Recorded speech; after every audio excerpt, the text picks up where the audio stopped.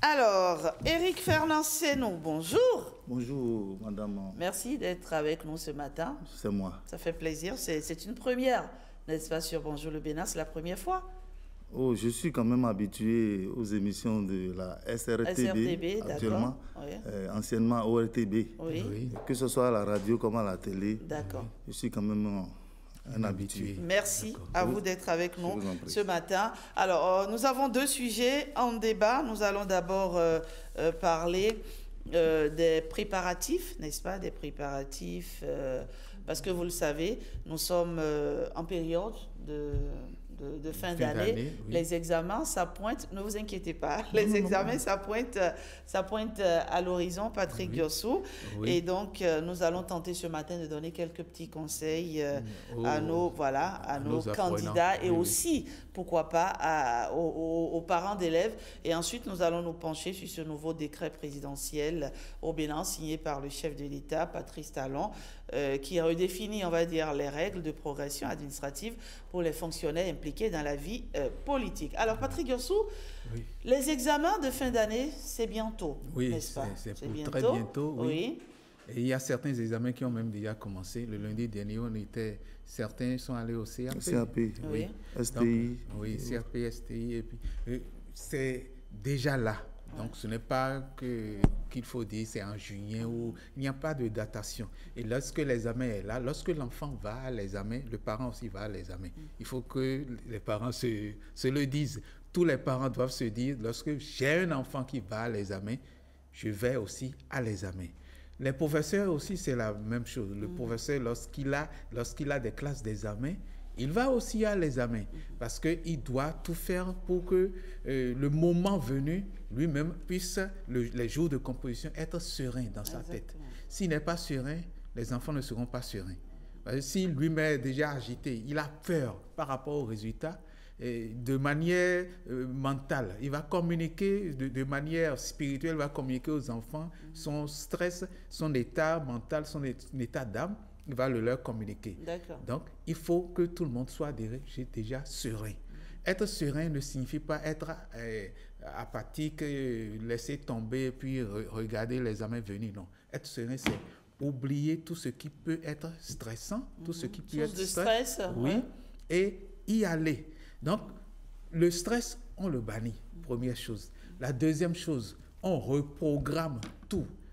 Toutes les journées qui restent ou les journées qui sont déjà passées, il faut pouvoir trouver un bon milieu pour que chaque jour puisse être le bon jour pour travailler. Chaque jour, le bon jour pour travailler. Il ne s'agit pas de dire, oui, aujourd'hui, on est seulement dimanche, il faut attendre. Non, chaque jour.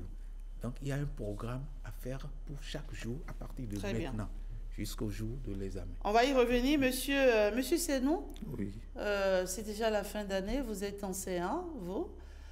Oui. Vous êtes aux côtés, oui. Je suis enseignant au secondaire. Au secondaire, oui, d'accord. Général, oui. Alors, quelles sont les dispositions que les candidats ou même les parents doivent prendre pour aborder cette période avec beaucoup de sérénité afin qu'on ait des résultats?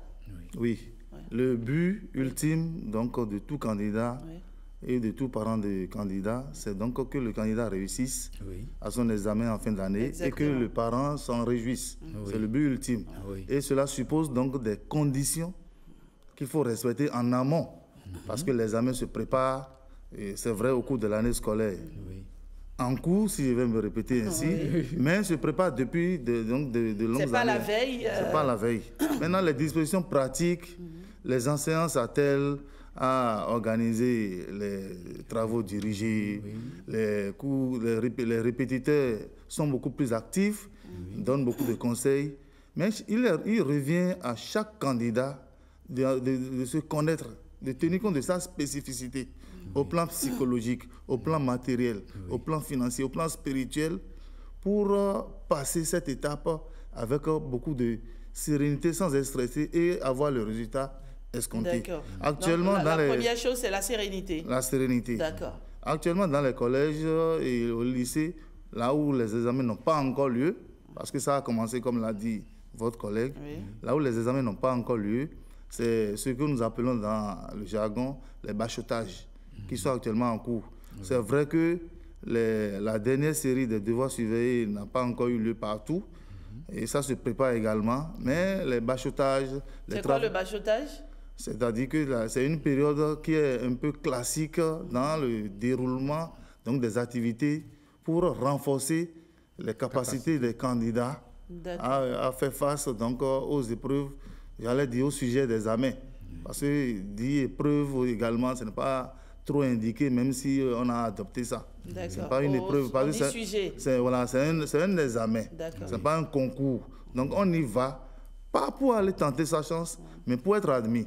Oui. On va remplir, moi j'ai l'habitude de mettre à l'aise mes candidats pour dire, c'est la condition, c'est que vous soyez présent, ponctuel, vous remplissez la formalité et puis vous êtes admis. Oui.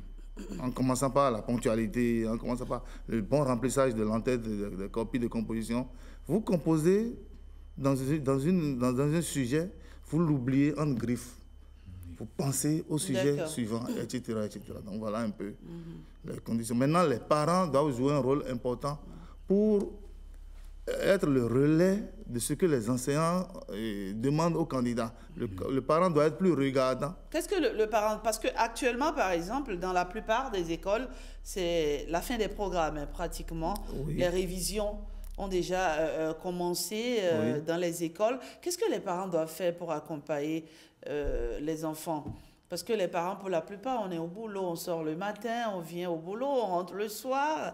Comment on fait pour que le suivi durant cette période soit vraiment efficace pour qu'à la fin, on puisse dire bravo, mon garçon ou ma fille, elle a réussi? D'abord, les parents devaient faire le suivi depuis le début de l'année jusque-là. Et c'est ce suivi-là qui doit être renforcé. En fin d'année, enfin, à la période donc, de déroulement des examens. Oui. Et les parents doivent particulièrement veiller sur la santé des enfants. La santé des enfants. Parce que lorsqu'on est malade, on ne peut rien faire, même si on a la volonté donc, de travailler. Donc les parents doivent jouer ce rôle. Les parents, même s'ils sont occupés pour aller chercher la pitance peut-être au quotidien, doivent quand même trouver du temps pour démontrer un peu plus pour se rapprocher donc de l'enfant. Là, ça permet à l'enfant de se sentir considéré et de savoir que l'examen qu'il veut passer, même si c'est une formalité qu'il va remplir, parce qu'il a déjà appris suffisamment ses leçons, de se sentir considéré particulièrement dans la période pour savoir qu'il y a quand même un événement particulier qui l'attend et qu'il doit affronter, et j'allais dire avec sérénité pour avoir le résultat, comme je viens de le dire. Très bien. Voilà. Merci. En tout cas, on a retenu quoi? Sérénité. On a retenu quoi? Santé. Et on retient qu'il faut que les enfants puissent se faire rattraper en retournant vers les cahiers de TD, de cours de renforcement et autres, et suivre ce que nous appelons dans le jargon la consolidation et les rémédiations. C'est le moment de suivre avec attention. C'est le cours de renforcement, de rémédiation, de consolidation. D'accord. Et l'examen, pour être admis, ça se joue sur des détails. Donc, il faut être attentif à tout ce que les enseignants disent en cette période et essayer donc de respecter les conseils qui leur sont donnés. Et généralement, on a le succès au bout du rouleau. On va donc, qu'est-ce qu'on fait? On va rechercher les cahiers de TD des enfants. Et avec eux, si on n'a pas de répétiteur, c'est pas tout. C'est recommandé aux enfants eux-mêmes d'avoir un cahier, et ça là, on le suit de près. Et donc pour réviser, parce qu'on révise ce qu'on avait visé. Exactement. C'est exactement ça. Donc pour réviser, il suffit de prendre son cahier de TD, du début jusqu'à la fin. Et puis le candidat doit savoir le sujet d'examen porte sur une partie du programme, une ou plusieurs parties du programme. Oui. Sinon, sur tout le programme. Voilà, surtout. C'est mieux d'être paré à tout. Oui, c'est justement parce qu'on ne vous dit pas, par exemple, au BPC cette année, c'est telle partie. Voilà, donc il faut s'apprêter pour tout. Pour tout le programme. Il ne faut pas dire l'année passée, ça là, déjà sorti, ça n'est pas sorti. Non. Il faut se préparer à tout Parce que c'est là, justement, l'examen. Ce n'est pas un devoir surveillé où c'est la première série où forcément ça va porter sur les cours. Voilà, ce n'est pas ça. À l'examen, il faut s'attendre à tout. Voilà. D'accord. Oui, Patrick? Oui, je voudrais rajouter quelque chose. Et lorsque l'on dit que les parents doivent accompagner, ils doivent vraiment accompagner. Il y a certains parents qui ne voient pas toujours que l'enfant a un examen. Donc, il y a certaines contraintes qu'il faut lui adoucir. Bon, ça dépend aussi des enfants. Mais certains parents se disent... Ne me dites pas que parce que l'enfant va à un examen, il ne doit plus faire les tâches ménagères. Non, je ne dis pas ça. Je ne dis pas ça. Mais il y a... peut-être qu'il y a un certain degré de tâches qu'il faut radoucir. Certains parents ne considèrent pas que l'enfant va à l'examen. Donc, ils se disent, ils continuent toujours. S'il se couchait après 1h du matin et se lève à 4h, il va toujours continuer à le faire. Et si vous maintenez ce rythme, un rythme infernal à l'enfant, ne vous attendez pas à un résultat qui puisse être meilleur. Il faut, par rapport au débit de sommeil, au taux de sommeil, ce n'est pas qu'il faut laisser dormir l'enfant, mais il faut que l'enfant puisse dormir un peu. S'il dormait très tard à 1h du matin, il se réveille à 4h, il faut voir s'il peut dormir peut-être avant 0h. Donc, il y a à manager les parents. Il y a quelques réglages qu'il faut faire à ce niveau. Le sommeil, le peu de repos. Il ne s'agit pas de libérer totalement de toutes les tâches ménagères, comme tu l'as dit, non. Mais il faut pouvoir régler, il faut pouvoir arranger. Très bien. Monsieur Senou, vous êtes d'accord? Oui, je suis très d'accord avec ce qu'a dit votre collègue. Monsieur Diossou? Monsieur Diossou, Patrick, oui, nous le connaissons bien sûr. D'accord. Et je suis d'accord avec lui. Je voudrais simplement ajouter que les enfants doivent se sentir rassurés. C'est surtout ça. C'est très important. Parce qu'il ne faut pas vouloir aller affronter l'examen et penser que je ne suis pas capable. Et ça, c'est une formalité. Et ça, c'est aux parents de le faire. C'est aux parents et aux enseignants. Et l'enfant même doit, à un moment donné, atteindre ce niveau psychique, psychologique qui lui permette donc, de surmonter facilement donc, le sujet auquel il va être soumis. Il est habitué à ça, hein, parce que ça se prépare. Il y a eu les interrogations, ce que nous appelons évaluation ponctuelle d'étape. Il y a les devoirs surveillés avec les corrections qui se font. Donc, c'est toute une préparation. Donc, ce n'est que vers la fin de l'année, on rappelle tout ça. Et l'enfant est rassuré, considéré, se sent considéré. Effectivement, votre collègue, M. Diossou, a abordé un aspect important. Il faut quand même adoucir un peu les tâches qu'il faut accomplir. Bon, tout ça, là, il faut compter sur les réalités aussi. Hein. Exactement. Oui, mais il y a un volet qu'on oublie aussi, le volet spirituel. Est-ce qu'il ne compte pas aussi dans la préparation? Oui. Ce volet est si important. Moi, j'insiste, je le dis à tout candidat, et je voudrais vraiment que les gens prennent ça en compte. Ce que j'ai dit à mes candidats, je vais le répéter ici. Oui. Moi, je dis à mes candidats, lorsque vous allez à l'examen, même si c'est une formalité, c'est simple, tout ça là, ne pensez pas qu'il y a d'amis. Il n'y a pas, par exemple, en tenant compte de notre contexte socio-culturel et du volet spirituel, comme vous l'avez dit, à serrer les mains, vous dire c'est un ami, on se serre les mains. Il n'y a pas ça. Chacun, il n'y a pas à dire qui a 2 stylos. Passez-moi un. Non, moi, je ne suis pas allé à l'examen pour passer mon stylo à quelqu'un ou bien mes instruments de travail à quelqu'un.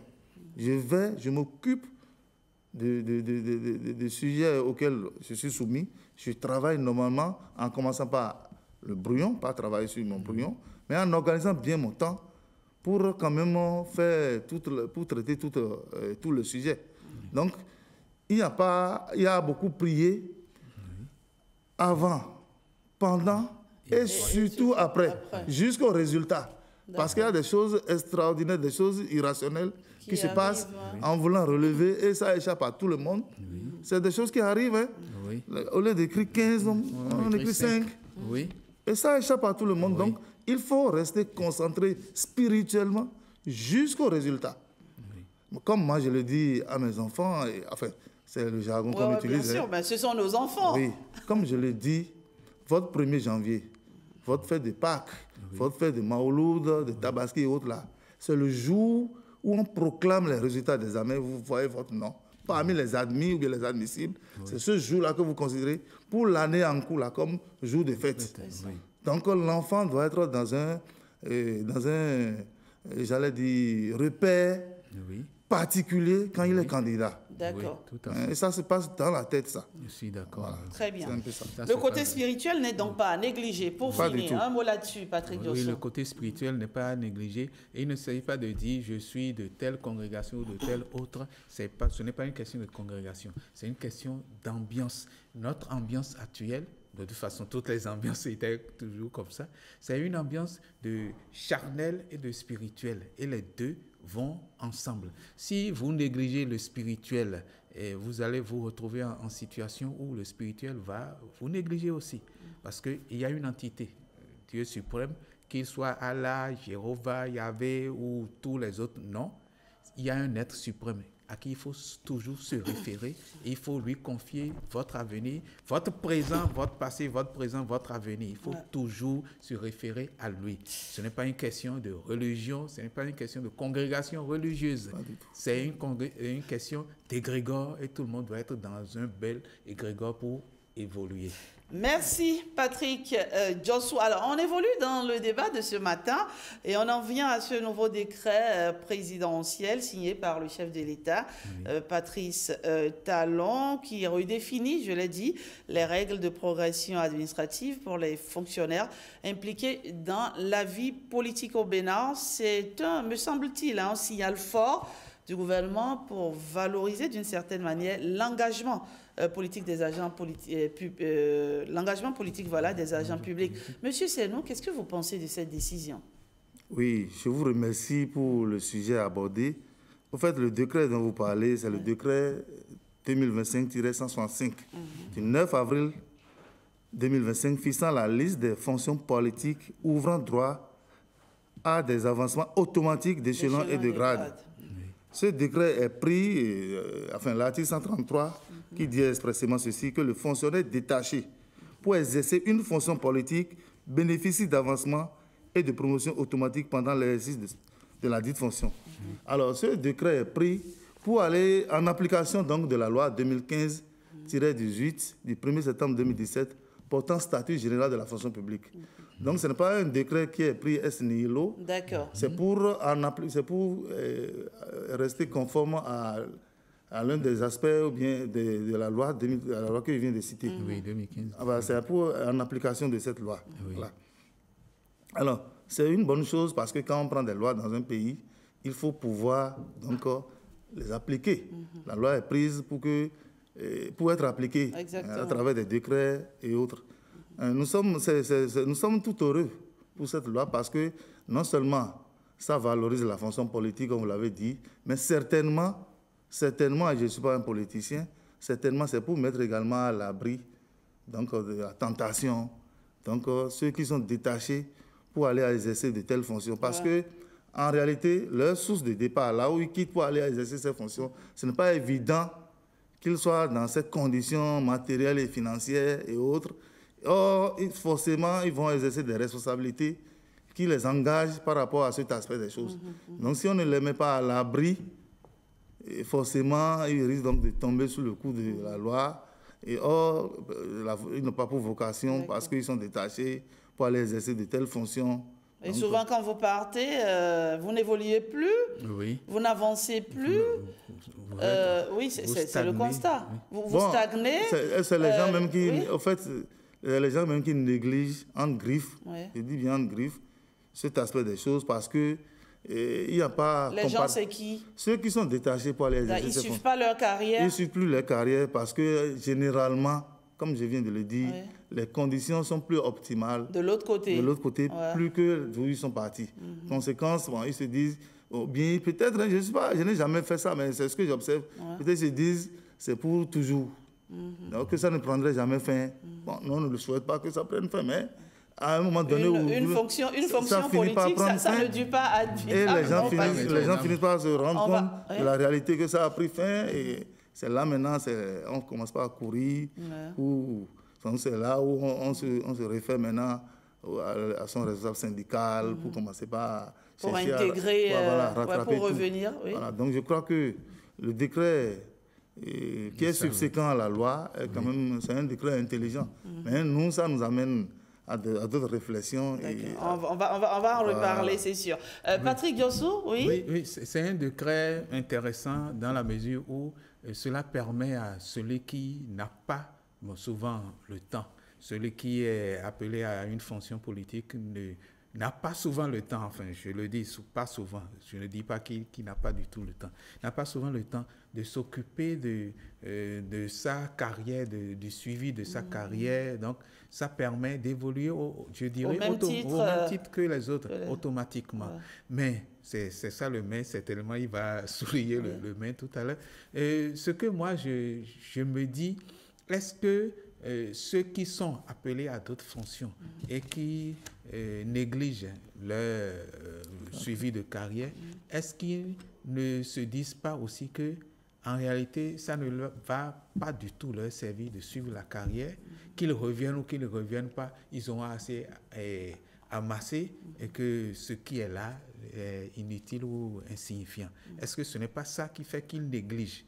Ensuite, ceux qui, lorsque vous évoluez comme ça, ceux qui sont sur place et qui évoluent au même titre, est-ce qu'ils ne vont pas se sentir lésés pour dire, lui, il est parti et puis sa carrière évolue, nous, on est en train de trimer tous les jours et il a plus de temps pour faire ses multiples voyages, nous, on est toujours là à la même place et il évolue en même temps que nous. Est-ce qu'ils ne vont pas se sentir lésés? C'est ce à quoi la réflexion me pousse. Alors, Monsieur Senou, vous avez dit que cette décision, elle est belle. Ce n'est que justice, finalement. Enfin, dans tous les cas, cette décision, elle est souhaitable. D'accord, très bien. Oui. Mais elle vous pousse à d'autres réflexions. Quelles sont ces réflexions-là? Merci bien. Vous voyez, la société est une, d'accord? Comme on le dit dans les collectivités, indivision, d'accord? Alors, si, avec empressement, je me permets de le dire comme ça, même si la loi existe depuis 2017, voilà. Même si c'est avec empressement, c'est relativement parlant, que les dispositions subséquentes sont prises pour que la loi soit respectée, il faut que tous ceux qui travaillent pour l'État puissent avoir ces mesures-là en leur faveur. Oui.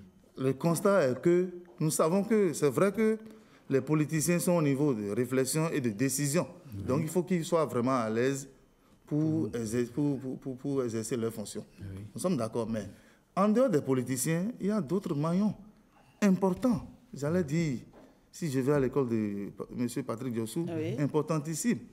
D'accord? Donc, vous voyez, si je prends par exemple la loi 2003-17 du 11 novembre 2003 portant orientation de l'éducation en République du Bénin, modifiée par la loi 2005-33 du 6 octobre 2005. Cette loi dit dans son article 1er, dans le respect des principes définis par la Constitution du 11 décembre 1990, tel que modifié en 2019, je crois le 7 novembre 2019, l'éducation en République du Bénin, ça là, il faut que les gens le retiennent. L'éducation en République du Bénin constitue et demeure la première priorité nationale. On a bien dit la première priorité nationale. Mais il se fait que les avantages que le décret accorde à juste titre aux fonctions politiques, ces avantages-là sont attendus depuis de très longues années, justement, lorsque nous prenons par exemple les acteurs de l'éducation. Et là, ça pose un problème. Ça pose un problème, à savoir que dans notre jargon, on parle de deux poids, deux mesures. Nous, on est toujours contents, syndicalement parlant, lorsqu'on accorde des avantages à une partie, donc des agents de l'État ou bien des agents détachés et autres. Mais ça nous permet, nous, donc, de dire qu'il faut arrimer, il faut que nous soyons alignés, justement. Mais il n'y a pas si longtemps que ça, il y a eu une certaine revalorisation des salaires. Vous avez dit une certaine. C'est vrai que nous ne sommes pas au paradis sur la terre, mais dans le même temps, est-ce que vous avez, excusez-moi d'inverser le rôle, est-ce que vous avez l'impression que la fonction enseignante est revalorisée? Vous avez, dans son intervention tout à l'heure, M. Diossou disait que l'enseignant si je vous résume, hein, l'enseignant n'enseigne pas seulement ce qu'il connaît, il enseigne également ce qu'il est. Oui, tout à fait. Alors, si l'enseignant, dans sa tête, a de la misère, il risque donc de faire colporter la misère dans la tête des enfants d'aujourd'hui, qui sont les élèves. Je suis d'accord avec vous. Voilà, ce qui n'est pas bon pour notre société. Parce que la société a pour vocation donc de se développer. Et le développement doit toujours continuer. Alors, pour ce faire, il faut que le niveau d'éducation soit élevé pour que psychologiquement, les gens, vous savez, il faut que les gens atteignent le niveau où on va dépasser le volontariat pour atteindre le volontarisme. C'est-à-dire de façon systématique, chacun décide d'agir pour le bien donc, de la nation, à son niveau. Mais donc, là, vous prêchez pour votre église. Non, ce n'est pas exactement ça. Parce que, oui. Je peux illustrer.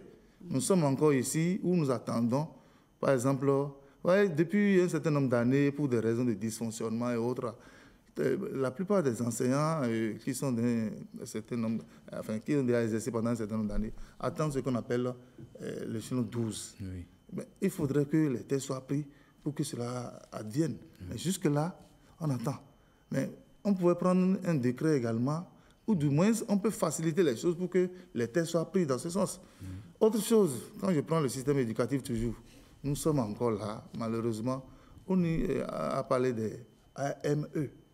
Donc, aspirant au métier d'enseignant. Cette catégorie d'enseignants n'est pas dans des conditions, j'allais dire, d'émolument. Je veux parler de salaire qui est souhaitable. Mais un grand pas a été posé il n'y a pas si longtemps que ça. Oui, nous sommes d'accord. Et donc, j'estime que ça va sans doute être progressif. Oui, nous attendons nous attendons que la parole de la plus haute autorité de notre pays soit vraiment respectée, soit mise en œuvre en ce qui concerne leur reversement, donc dans le corps des agents contractuels de droit public de l'État. Cela participerait déjà donc, de l'amélioration de leurs conditions de vie et de travail. Mais c'est déjà un grand pas si on arrive à là pour les AME, mais c'est encore mieux puisque les fonctionnaires de l'État d'aujourd'hui et les ACDPE d'aujourd'hui attendent également donc, des améliorations à leur niveau. Donc, dans un pays où le décret est pris en faveur de la fonction politique qui est valorisée, vous l'avez dit à juste titre, il faudrait que les autres maillons donc, des agents de l'État de la chaîne se sentent également impactés par des tests et dans la réalité. C'est ça qui... Patrick Diossou, ce n'est qu'un pas. Ce n'est qu'un signal, un signal fort donné de ce côté-ci. Et sans doute que dans les prochains mois, qui sait, M. Seynou, sans doute que le cas des autres sera aussi pris en compte.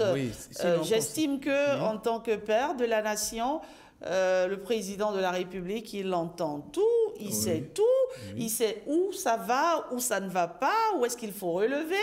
Et je me dis, ça va venir. Oui, ça va venir parce que tout le monde sait qu'il avance, le président de la République avance par priorité, pas à pas. Et pour le moment, il sait où il va et il sait qui va le faire. Et ça me rappelle un peu ce qu'on dit qu'au Japon, dès que le petit, enfin c'était un jeune, il avait 13 ans, Hirohito, dès qu'il a accédé au trône, la première chose, il dit, occupez-vous des enfants. Occupez-vous de l'éducation. Donc, on a donné une priorité à l'éducation et tous ceux qui étaient enseignants, on a triplé leur salaire.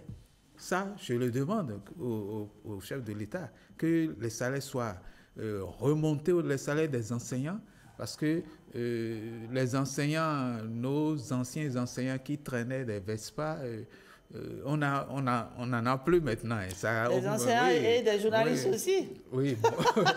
Oui, ça, c'est vrai. Maintenant, on n'a plus... Ces anciens-là, ça a augmenté un peu, mais il faut quand même qu'il y ait quelque chose qu'on puisse sentir. Et la semaine dernière, il y a un ancien enseignant, je ne veux pas appeler son nom, qui a été revalorisé par ses enfants. Il est resté 30 ans en location, vous imaginez. Et il est devenu directeur, mais 30 ans, parce qu'il n'a jamais voulu faire des choses d'à côté. Et ce sont les enfants qui ont acheté pour l'anniversaire de mariage, je crois que c'était 40 ans d'anniversaire de mariage, les enfants ont racheté la maison dans laquelle ils ont grandi, la maison de location. Ouais, ouais. Ils ont racheté, c'était le cadeau. Donc le père n'a jamais pu avoir de l'argent pour acheter une parcelle parce qu'il est resté tranquille, il a enseigné tout le temps, il n'a pas voulu faire des choses d'à côté. Et pour montrer que 30 ans d'enseignement, ça ne donne pas toujours de quoi... C'est pas aussi un cas qui se généralise. Il y a des enseignants qui ont réussi à se construire une vie tranquille. Mais ils ont dû, à des moments donnés, faire autre chose de parallèle. Ça, c'est... Non, pour dire toute la vérité, certains ont dû acheter peut-être des lopins de terre où on leur envoie du maïs, ou on leur envoie quelque chose pour pouvoir continuer.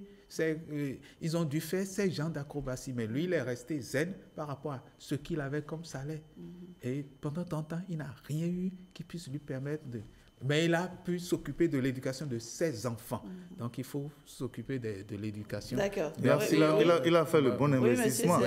Oui, vous savez, la société doit être telle que lorsque vous êtes enseignant en train d'exercer, cette fonction, par exemple, doit être attrayante. Oui. Et vous ne devez pas être tenté d'aller dire, bon, je dois être détaché justement pour aller vers la fonction politique ou bien pour aller vaquer à autre chose. Si l'enseignant doit être dans des conditions, parce qu'il travaille à la maison, d'abord, il doit être dans des conditions optimales pour bien préparer ses cours et mieux les rendre. C'est très important, cet aspect des choses. Donc, si l'enseignant n'est pas dans des... Vous avez dit tout à l'heure que les enseignants qui traînent des Vespa et autres, ça n'existe plus. Non, peut-être que ça a diminué, mais ça, malheureusement, ça continue. Malheureusement. Combien? Oui, vous savez que la vie... Vous savez que la vie... c'est une moto, oui, vous savez que la vie... C'est un moyen de transport. Vous savez que la vie... C'était une manière de parler. Non, vous savez que la vie est chère et que les salaires ne sont pas forcément proportionnels au coût de la vie actuellement. Donc, compte tenu de tout ça, on ne peut pas estimer que les enseignants sont forcément déjà très heureux, même s'il faut saluer les mesures qui sont prises pour que les choses soient améliorées. Ce qu'on dit souvent, on estime que les enseignants sont trop nombreux. Mais pour que... Vous voulez qu'on essaye le contraire de l'éducation? Ça ne va pas faire avancer la société. Bon, les gens racontent, je n'ai pas vérifié, que même au cours de la Deuxième Guerre mondiale, Adolf Hitler aurait pris des mesures pour protéger les enseignants. Parce qu'il aurait estimé qu'après la guerre, il faut que la société soit reconstruite à partir de l'éducation. Donc, c'est dire combien c'est un secteur vital. Pas seulement lui. Mussolini, de son côté, disait « Je prends l'enfant et je le garde, je l'éduque de sa naissance jusqu'à sa mort. » Donc, lui aussi, il parlait d'éducation. Donc, maintenant, excusez, en dehors des enseignants, il y a d'autres maillons quand même qui attendent aussi que des tests soient pris en leur faveur. Les gens de la collectivité, les collectivités locales, les collectivités territoriales et autres attendent également que des tests soient pris en leur faveur. Donc, il ne s'agit pas des enseignants seuls.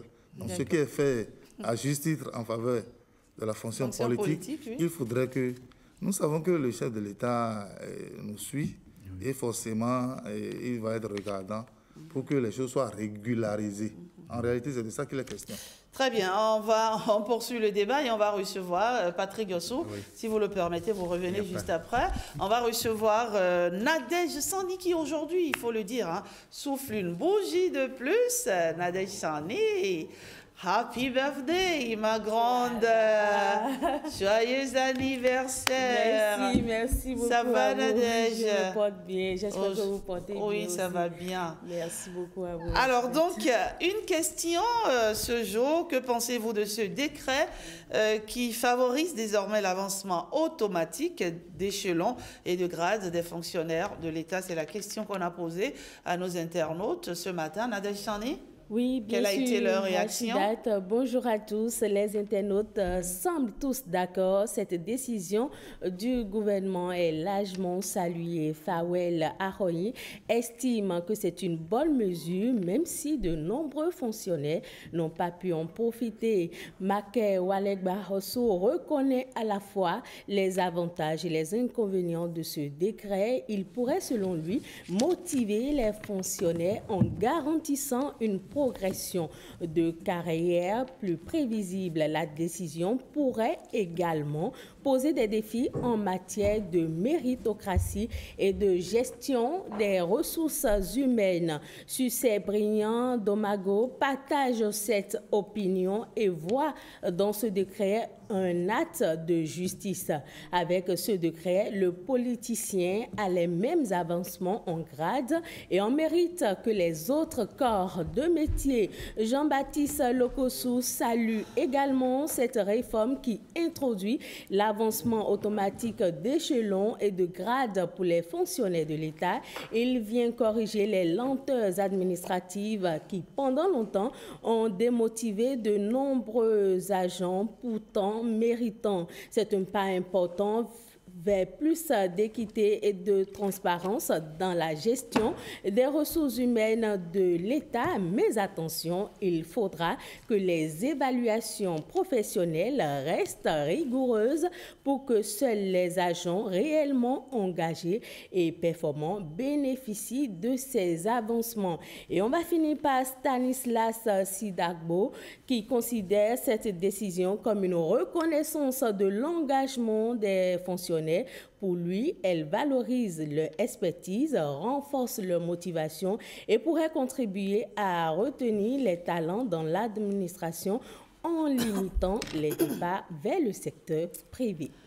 Merci. Voilà, oui, voilà. Merci Nadège Sani.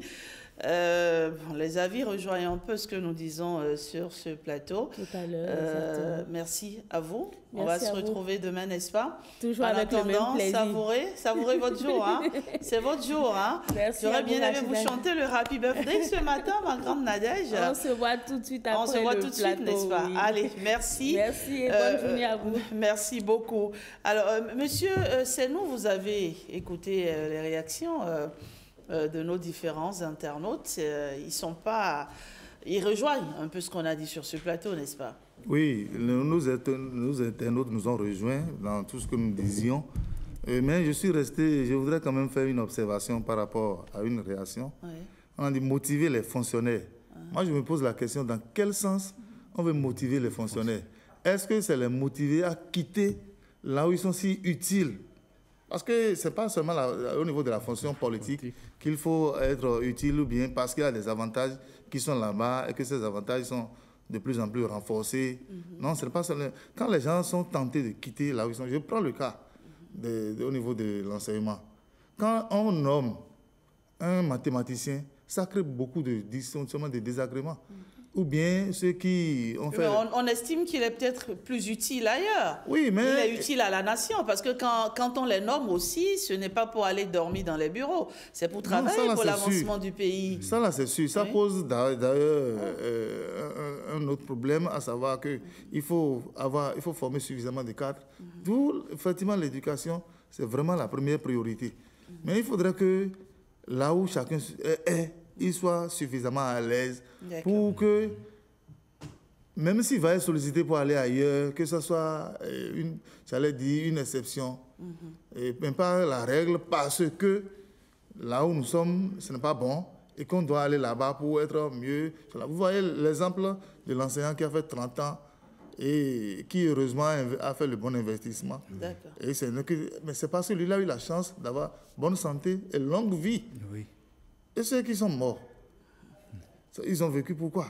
Alors que notre vocation sur la terre, c'est d'être quand même épanouis. Ce que vous faites ce matin, c'est un plaidoyer pour que cela se généralise, n'est-ce pas? Voilà, qu'on ait à cœur aussi les autres secteurs d'activité, pas seulement l'enseignement, parce que vous êtes focus sur... Non, je l'ai dit.